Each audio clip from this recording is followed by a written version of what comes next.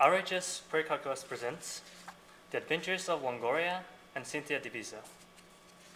One day, Cynthia and Longoria were snorkeling in the polynomial sea, when suddenly they came across the treasure chest.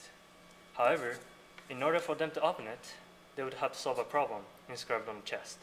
How do we solve this problem, Cynthia?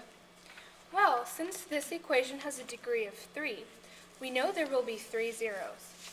We can find the possible zeros by using the rational zero test, which allows us to find zeros by dividing the factors of both p, representing the last term, and q, representing the coefficient of the first term.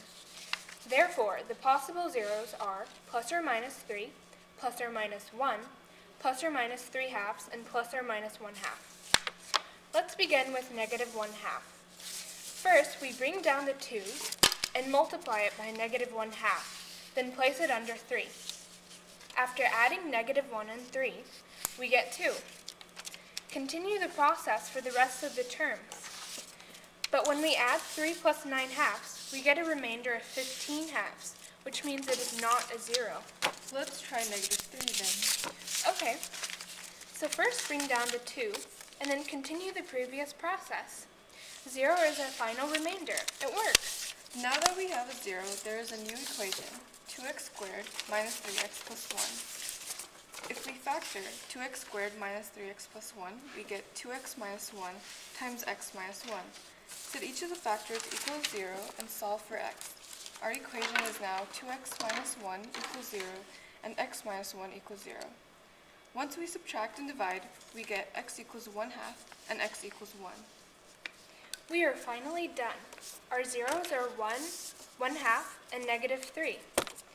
Okay, Longoria, do you want to open up the lock? It says to open the treasure chest and enter the password based on the zeros from the problem. Okay, here I go. Yay, it opened. Inside the treasure chest contained another encoded box. If 1 plus 3i is given, according to the conjugate pair rule, 1 minus 3i must also be a 0. We can now use the sum and product rule to find the other two zeros. When we add 1 plus 3i and 1 minus 3i, we get 2, and when we multiply them together, we get 10. This is the sum and product rule. By using these numbers as subscripts, we can create a polynomial equation, x squared minus 2x plus 10. Now we use long division to find the zeros. First, find out what multiplies by x squared to give x to the fourth. Then, continue the process. Finally, we get a remainder of 0, which means our equation is now x squared minus x minus 6. This equation factors into x minus 3 and x plus 2.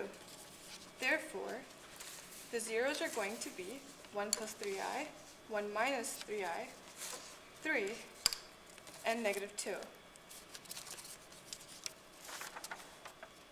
As the numbers were entered onto the treasure box, inside were two golden calculators. This concludes Adventures of Longoria and Cynthia Divisor.